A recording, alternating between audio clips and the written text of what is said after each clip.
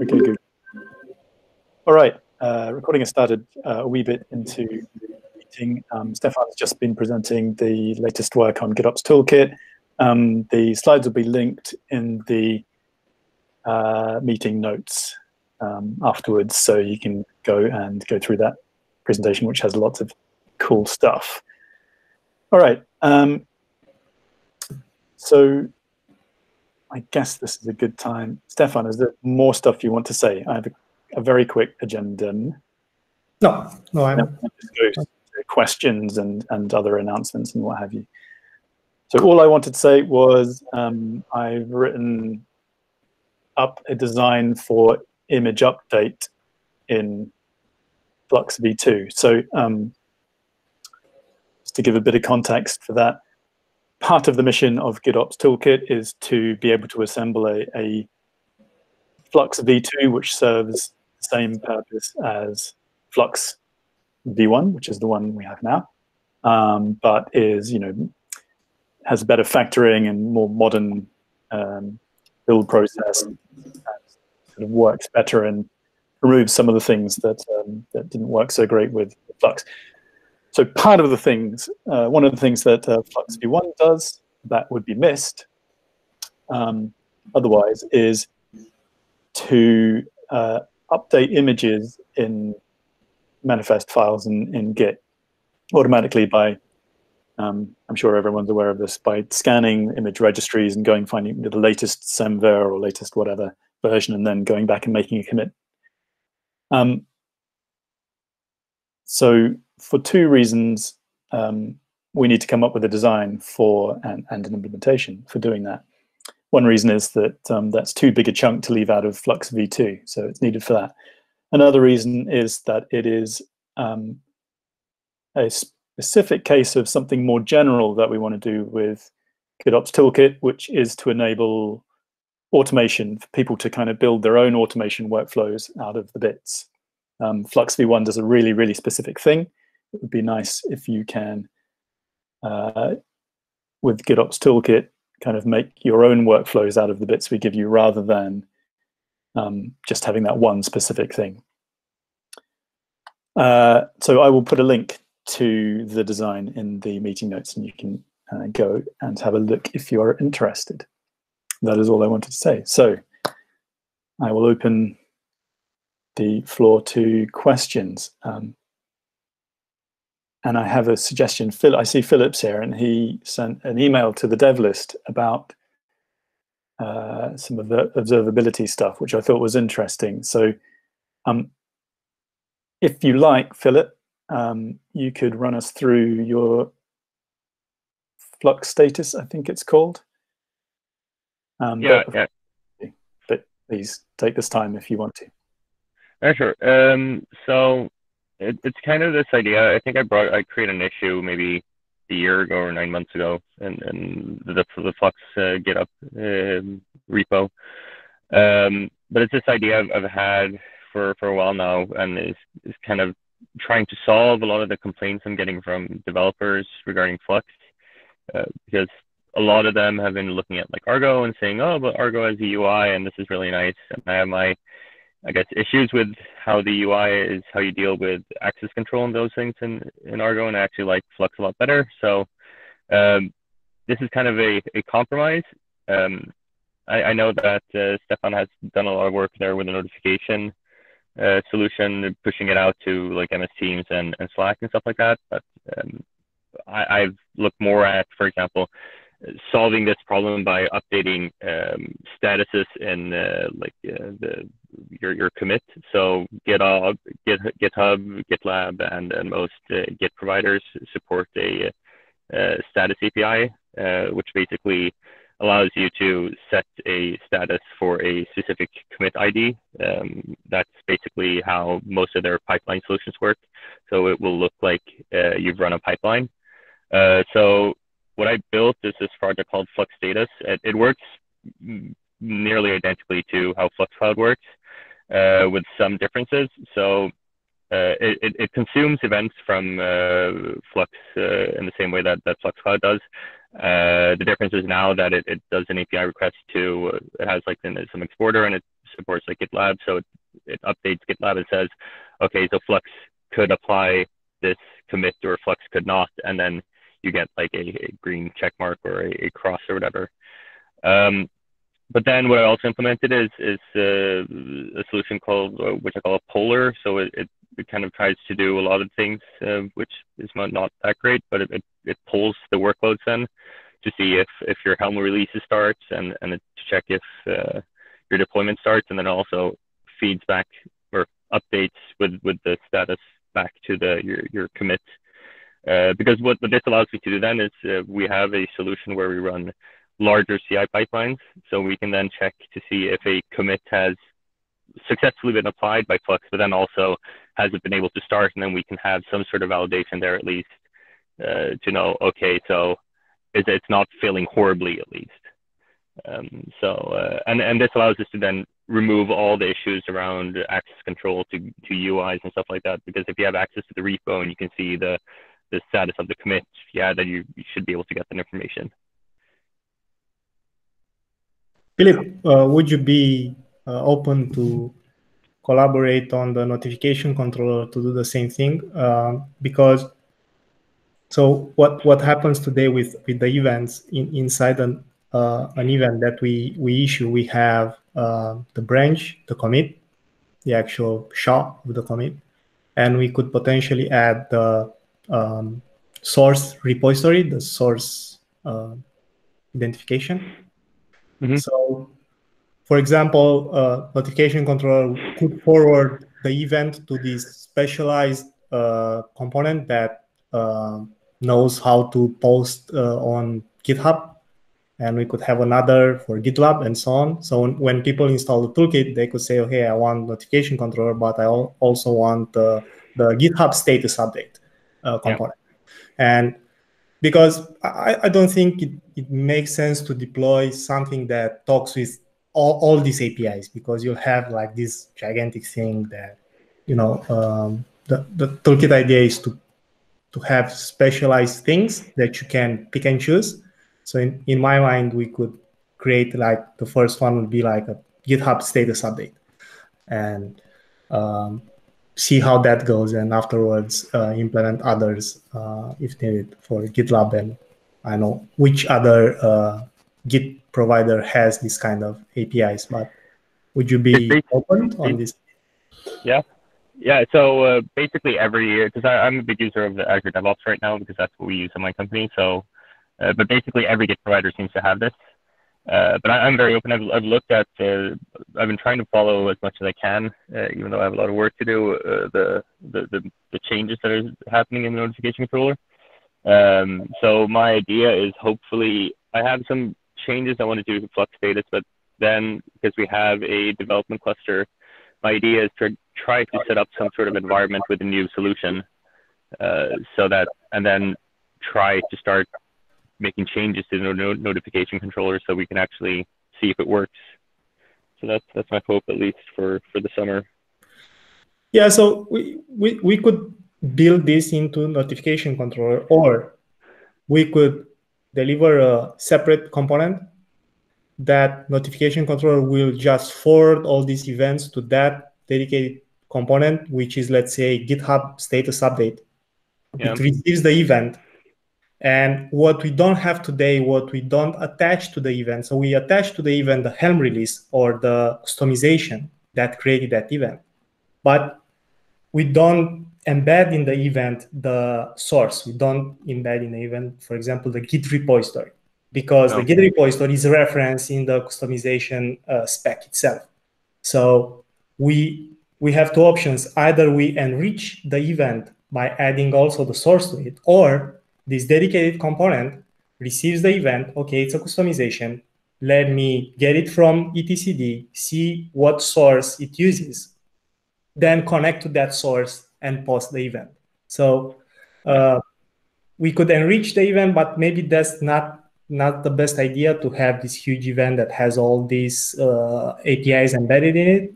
And my idea will be like, the event tells you where to look for and get, for example, the GitHub credentials, how you connect back to that particular repository, because you can have many repositories with the GitOps toolkit. with Flux, it's only one, so you know where to connect to. But with the GitOps toolkit, you can have like 10 repositories, right? So when you receive an event, you have to look up the specific repository, get the authentication from the secret, and then call out GitHub for that particular repository and write back the status. I think as long as there's some logical way of getting it out, I don't think we have to put it into the event object. So that should be fine. What is your opinion? I don't know if I'm not really sure if it's an anti-pattern right now, but the idea of, because Helm, the Helm operator right now, and it seems like the Helm controller in the future will offer some sort of health check at least to see if things have started, and you can solve a lot of things by just starting post-hook jobs to do, like if you want extra custom health checks, basically, to force the chart to basically wait for your job. But do you know if there is some solution, for example, for the customization controller and things like that, how we would solve that? Yeah, the customization object allows you to say, hey, I want to apply this directory.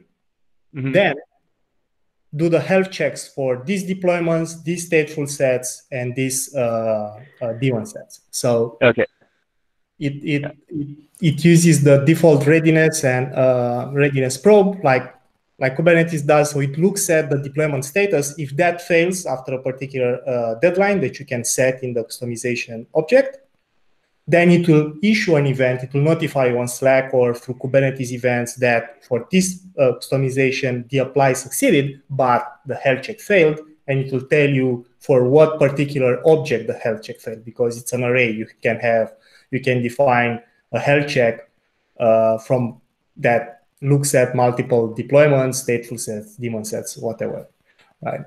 So you could actually write back on that Git commit that what in that Git commit, maybe you have like 3 deployments and only 1 failed. You'll see on the status there that what particular deployment actually failed. That happens today on Slack. We send those information on Slack, Discord, Rocket, whatever. But I think it's a great way to push these events back to the source. I mean, it's probably the ideal way of doing notifications if you are using something like GitHub or GitLab that provides such an API. Yeah, so that actually, and then we could do, basically, we'd end up with one event for the main Fluxes applying things, and then you'd have individual events for each customization resource, then pushing back saying, okay, this one's done, this one's done, this one's done, and then you'd have to implement whatever, because CI logic, if you want to do something with the information there. Because what I like with this solution is then you're not taking responsibility for how you're doing things outside of Flux, because it's just, here's the information, deal with it however you want, and then you get some kind of decoupled nature in the whole solution. So, but I'd be really happy if we could cooperate, because I don't think there's any idea having a separate project to do this. It would be way better if we could just solve this in GitOps Toolkit instead. Yeah, we are definitely open on having some controller that knows how to write back to GitHub or GitLab. I think it's we already have implementations for the webhooks. So we know, okay, you say this is a GitHub webhook. So I know how to verify the identity and so on. It makes a lot of sense to be able to write back to the status condition as well. And that's a first step to write on the commit status. But what would be really, really cool if we at some point we get with the GitOps toolkit in a position where we can monitor pull requests, and you could write back to the pull request status and say, hey, your whatever you have in this pull request, I deployed it in a ephemeral namespace and it crashes. Yeah, right? That would be actually even better, because then you're not limited to, because I know GitHub has a arbitrary limitation. I think it's like 200 characters in the message field for a status. So that's something that we just have to watch out for. On the pull request status, you can have like a body of like the whole log, like service CI does or something, and then you can list there the exact kubectl apply result, which can be extremely verbose. That will not fit in a commit status. So for those type of errors in our dedicated component that writes back to the GitHub status. If it's a commit status, then we have to create like a resume of a summary of that error. We cannot just post it there like the whole, like if you have like 100 things in the YAML, the kubectl apply fails, you'll get a response back with all the things that fail. And yeah. Huge.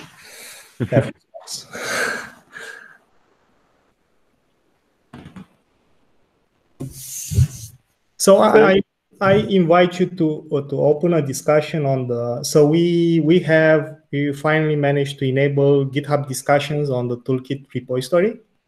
Mm-hmm. So there is the perfect place to brainstorm on ideas and invite others to comment on them. They are not issues. It's not a bug or something like that. It's just an idea, and I think discussions makes a lot of sense because you can reply to each comment. Looks like, let's say, Stack Overflow a little bit. So if you can you start the discussion there around the writing back to the status condition, and we can brainstorm on a proposal there, how this could work. Also, please link to all your current implementations. So if someone is interested how this actually works, could look at the source code. I put it in the meeting as well. Great. Was it the Toolkit repository? Yeah.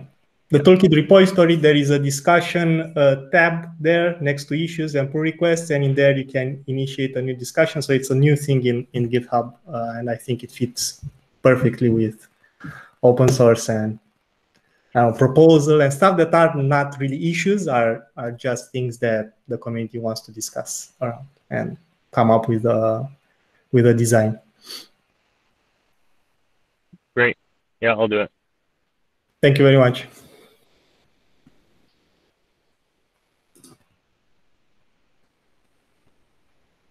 Result. That's cool. Is there any other stuff that people want to bring up?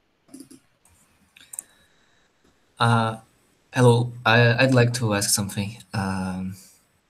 Please. I see that you're choosing to implement and support your own notification controller based on that Prometheus is not a good tool to notificate very, very specific problems like which manifest is failing or which repo is failing.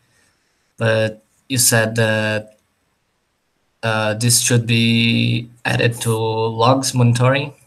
And I see that there is a lot of logs notification tools based on logs like Graylog, Elasticsearch, and Locky, and they already have their own notification implementation. So why did you choose to implement and support your own? So there are two things here. In the GitOps toolkit, we standardized around JSON structured logs. So every single component will logs out in JSON format, and we have every single component reports the errors, informations, and everything the same way.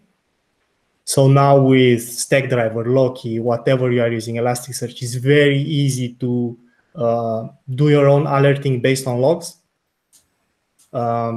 We should publish a guide on and give you some examples of the logs and how easy it is now with the toolkit to create all these things only around logging. What we are doing with the notification controller, we are offering a different option of getting these notifications if you don't have a logging mechanism in place, right? I mean, let's say if you run on GKE and you use Stackdriver, maybe it's too expensive for your company. Like, if everything logs a lot and you save all those in Stackdriver, you could pay more for logs than the actual GKE cluster. And I think it is the same with CloudWatch and everything. So instead of forcing people into ingesting and processing all these logs, we offer them a free choice with the notification controller that just issues these events for you. But if you want to do logging, now it's way easier to do it than before, because everything is JSON, and you can say you have the error, you have the kind name, with its a customization, is a Helm repository. You also have the name of the object, the namespace, and the error message. So it's really easy to compose your own notifications based on logs right now. But it's a good thing. We should make that obvious on the Toolkit website. And I didn't see anything talking why you're doing this. So thanks for the explanation. It's a great question. I forgot to mention logging, but it's a major improvement that we made. Yes, we should write something, a guide on it. Also, I understand that Loki doesn't have a full text search engine, and you need to use labels. So if someone here uses Loki, maybe you can help us out, write a small guide how you can use the labels that we set in logs to for Loki, because we have like level error, kind customization, and namespace, name, error. So I am guessing with Loki it's very easy then to group and say I have 3 customizations that are failing and 5 Git repositories, and then you can expand on that and see which one are failing. Yeah, like Lucky's idea is to be just like Prometheus. You can aggregate and do customization alerts based on group. Yeah, but you answered my question. I'm really satisfied with that. Thank you. Thank you.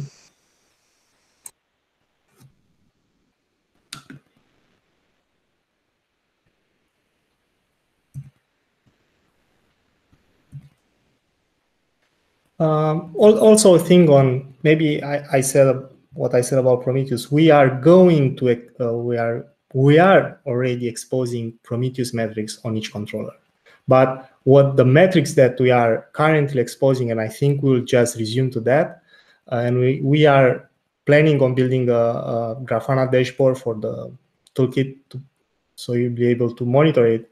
You'll get things like high error rate in the Helm controller, but you'll not get a metric that tells you this Helm release is failing. You will be able to see in the last 5 minutes I had so many errors. Then you either look at logs if you use Loki or something, or you either set up the notification controller to actually see the actual error and which object was it. So you can use Prometheus to get an alert based on error rates, but not get the detail of an error. I don't think Prometheus is suited for that purpose.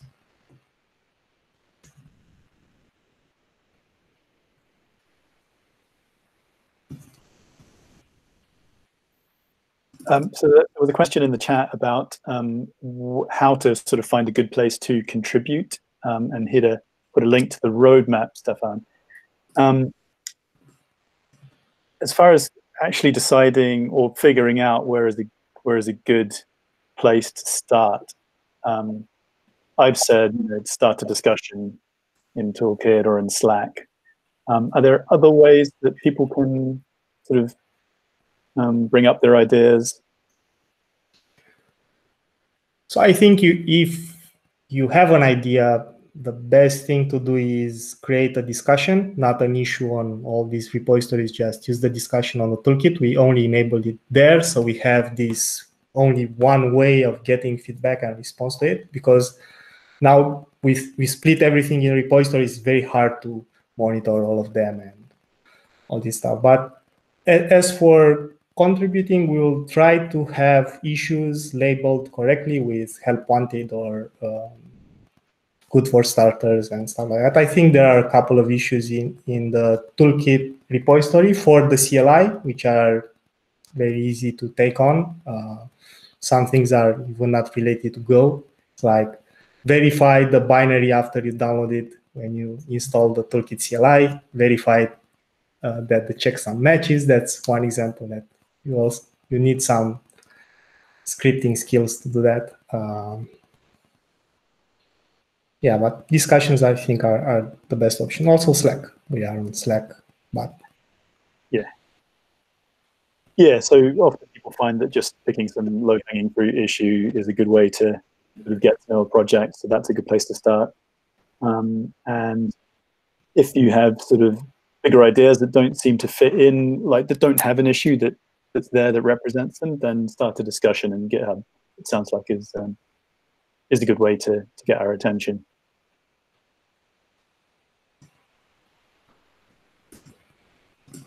yeah, we already have an ongoing discussion around multi-tenancy and RBAC, which it's